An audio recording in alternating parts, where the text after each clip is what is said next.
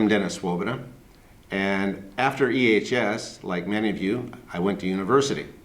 And I went to SIU Edwardsville because it was handy, and also they provided me with a scholarship. Miss Adrienne Hayes, our counselor, assisted me in getting, and it was an Illinois State Teachers Scholarship.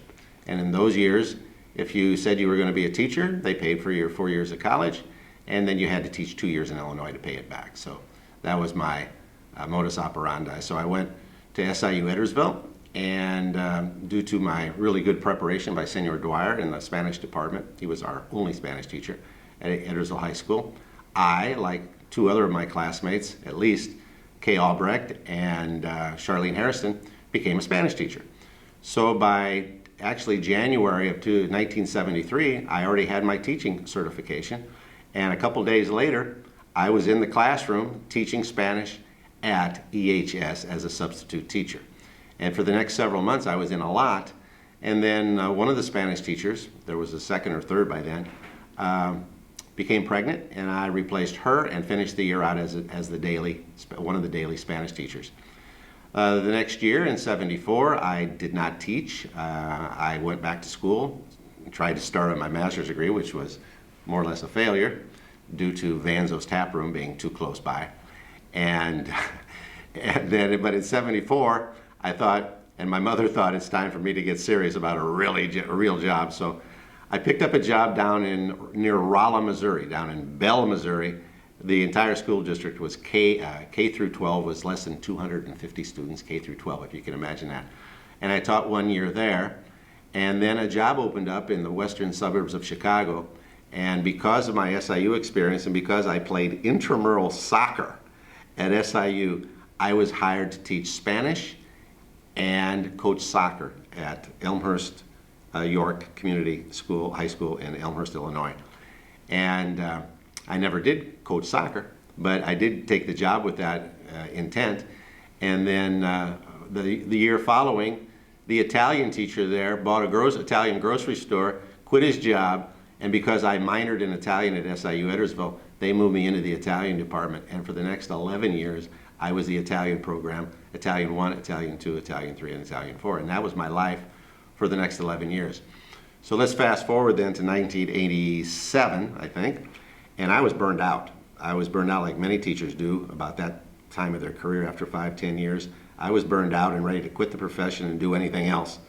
So one of my colleagues suggested I take advantage of a clause that was in our contract called exploratory clause, which allowed a teacher to leave the district for a year and to do whatever they wanted, not a sabbatical where they were required to go to school or to do coursework or to do something in their field. I was able to just take a year off with the guarantee of having my job back after I came back after a year.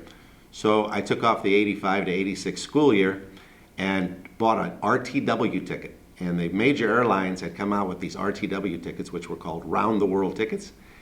And so I bought one for $1,999. That allowed me 1 year to go around the world, connecting flights in one direction, east to west, in my case. And the first 6 weeks, I traveled with classmate Greg Black, and we met in the airport. He was at that point working in Gabon, West Africa. And he accumulated 6 weeks of downtime and met me in the airport at LAX in LA, and we started our trip together to go to Tahiti and onward to New Zealand and Australia, and continued on for the first 6 weeks together, and then he had to fly back to Gabon, and I continued on for the next year traveling with a backpack, and it changed my life. And by the time I made it back in the summer of '86, I was ready. I had to come back and continue to teach on my contract, but that was the last year I was going to do that. So after the '86-'87 school year up at York in Elmhurst, I was ready to do anything else. I wanted to travel full time, but I needed money. So one of my colleagues that I had never met before, a new colleague, said that she had taught overseas and actually met her husband overseas. Maybe it's not teaching, maybe it's the venue, maybe it's the sameness of being at York. So I resigned and went to an international teachers hiring conference at the University of Northern Iowa, which is at that time was the largest one in the world. And I was lucky enough through that conference to get hired to teach in South Korea, in Seoul, Spanish, at Seoul International School. And I taught I was the high school's Spanish teacher, and this was my first foray into international teaching. And I learned that the kids in the school were mostly kids from other countries, but they spoke English as their franca lingua for instruction in the school. Some of them were Americans, but they all were really good students, many Asians in this case. So I taught 2 years at Seoul International School, where I taught all 4 levels, including AP. They had an AP program. And then I moved on from there, went back to a hiring conference, and by then it was just a formality to go to another international school. So from there I went to American Community School in Amman, Jordan, in the Middle East. And I was there during the Persian Gulf crisis, Operation Desert Storm. And I was there until we were evacuated in early January of 1991. And then by then I was married. I married a woman that I met in my teaching time in Korea. And we both got jobs eventually in Jordan together. And we were there until we were evacuated, and we laid out 8 months. And the next job started in August in Hong Kong, at Hong Kong International School. And that was a 3-year contract for both of us. And then from there we moved on to Aberdeen, Scotland, at the American School of Aberdeen. And that for me it was 2 years. For my wife Marilyn it was 1 year, because we got divorced halfway through our 2-year contract. She moved on to the Philippines to teach, and I stayed for 1 more year. And then after that I was always teaching Spanish, and high school Spanish. And from there I got a 1-year contract to fill in for a teacher that was teaching Spanish at TASIS, which is the American School in Switzerland, in Lugano, Switzerland. And I was there for a year, but they also needed an Italian teacher, because that's the Italian-speaking region of Italy, of Switzerland, the southern part. So they needed someone to teach an Italian class as well. So I was teaching 1 class of Italian and 4 classes of Spanish, including their AP and IB. So it was very challenging, but I was also a dormitory parent. So I lived in a dormitory with sophomore and junior age boys from all over the world, because it was a boarding school and the kids came from everywhere.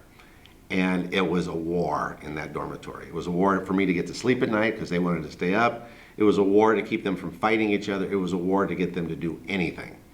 So I lasted a year, and luckily my contract was only 1 year, and then I moved on. And my next stop was Manila, the Philippines, where I stayed for 6 years. And that was a middle school assignment, teaching middle school Spanish.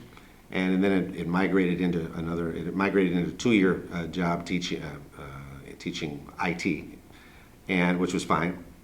And so 4 years Spanish, 2 years IT in the middle school. And I met my current and wife of 16 years there in the Philippines, a sweet Filipina girl named Ging, and we were married later. But I met her there, and we courted for a long time.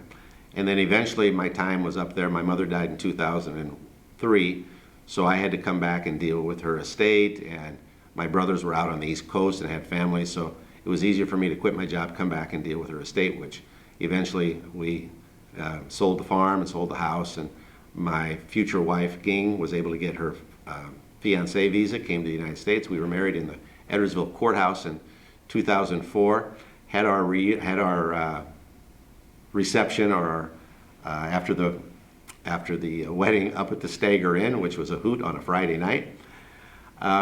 Anyway, after that I was firmly retired, but after about a year I was bored. I was substitute teaching at Edwardsville High School, Triad High School, Collinsville High School, and by then we had bought a townhome over in Collinsville, and we're living there. And my wife said, you're climbing the walls here. Why don't you go back into teaching? So I took a teaching job. Actually, it was an administrative job, which I didn't like, but it was overseas. And we went in 2005, we went to Medellin, Colombia, up in Pablo Escobar country. And we were there for a year. I was their IT director. They needed someone bilingual. So that worked out very well. And it was just a 1-year contract. And after that, I came back in 2006, and we resettled. And by 2008, I was climbing the walls again. And I needed something like 50-some days to complete my teaching requirements for Illinois pension, teacher's pension. So I was lucky enough to get a second semester everyday assignment up in the school district where I had taught before, up in Elmhurst, way back when in the 80s. And I finished the school year out for a maternity leave there, had my total number of days required for a pension, Illinois pension, and I said then, I'm not going back into the classroom.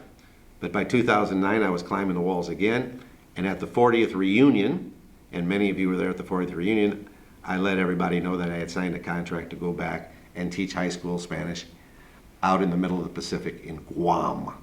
And Guam, which is U.S. territory, has a huge Filipino population, and that was part of the reason I took the job, because my wife was, wanting to reconnect with her culture.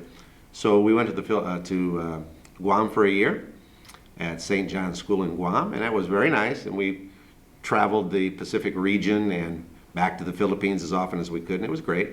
So then in 2010, we came back in the summer, and right away I turned around and took a job. My wife was willing to travel, but she didn't want to leave the U.S. She had worked hard to get her citizenship. By then she was a citizen. She had taken her citizenship exam in Guam, on the island of Guam, U.S. territory, so she was able to get her citizenship there, and she didn't want to travel outside the United States again, or at least live outside the United States. So we took a job in 2010 in Wyoming, on the Wind River Indian Reservation, as they call it, and the school was called Shoshone High School, and we lived in Riverton, Wyoming, in the center of the state. That was a one-year job. Once again, I was the high school Spanish teacher, the only one. And it was second semester 2012 in the Vail Valley, the famous Vail Valley, where Vail, Colorado, where everybody skis. And we lived right outside the resort. It was a middle school teaching assignment.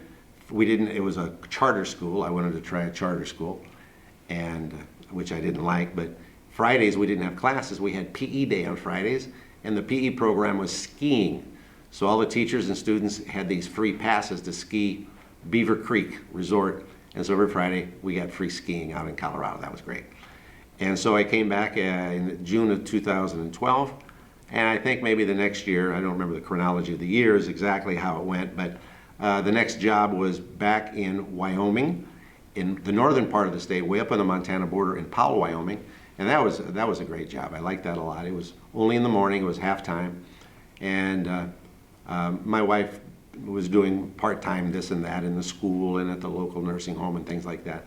So we were both busy, and we both enjoyed it, and we enjoyed the environment. We traveled the northwest part of the United States.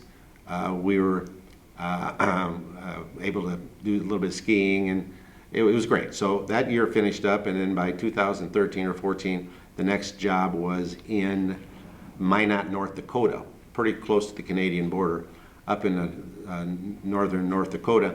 And we traveled Canada up to Regina and Moose Jaw and way up to Saskatchewan. Saskatoon, which is in Saskatchewan. We traveled the region and had a great time. And the job was a very good job. I had the upper level classes at Magic City High School was the name of the school, and finished that in whatever the year it was, 2014 or 15. And the next year took a job in Carlsbad, New Mexico, down not too far from the Mexican border, because I wanted to see what all the hype was about that. And that was a rough experience. Large classes, never the same kids 2 weeks in a row. It was a very hard job. So when that was done, I came back to Edwardsville, and I think I laid out a year, and then the next job was up in Vermont. And that was last year, I guess. And had a great time. Small rural school, classes average size, 8 or 9 kids a class. One class was 6. My level 4 class was 6 kids. And we traveled New England. We traveled up to Quebec City because it was easy by car, and we had a great time up there. By then, my Filipino wife Ging, her son, who was by then from a previous relationship, was then 20 years old, and he had made it. We got all his paperwork done, his visa's done, and he was with us, living with us, and acclimating to the United States. And he was with us up in Vermont. He was working in a nursing home. My wife was in a different nursing home. By then, she had achieved her CNA certification, Certified Nursing Assistant, and she works with people like us now. She handles only geriatrics, and she works in nursing homes taking care of the senior citizens that can't take care of themselves, I guess, for lack of a better explanation. And so she's been doing that. So we were up in Vermont for a year. And then in 2019, in January of this year in 2019, I went up to Fort Madison, Iowa, which is right on the Mississippi River, on obviously the western side of the river. About a 3-hour drive, 3.5-hour drive from here. So I commuted on weekends while my wife and my stepson stayed here in Collinsville. Because it was such a short assignment, there was no need to uproot them from their jobs. And I wanted to be in the classroom, and my wife could see that I was missing teaching. So she encouraged me to find something. And so I found a job in Iowa, and I went up to Holy Trinity Catholic High School in Fort Madison. I taught second semester up there only. And now I'm back, resettling, and thinking that, when I came back thinking this is the end of the line, but lo and behold, I've signed a contract for next year, locally here in Glen Carbon at the relatively new Catholic high school, Father McGivney Catholic High School on Old Troy Road, which happens to be about a mile and a half from the farm where I grew up in Edwardsville. So I've come full circle in a certain sense, around the world, back to the U.S., back to the Midwest, and now back to Old Troy Road.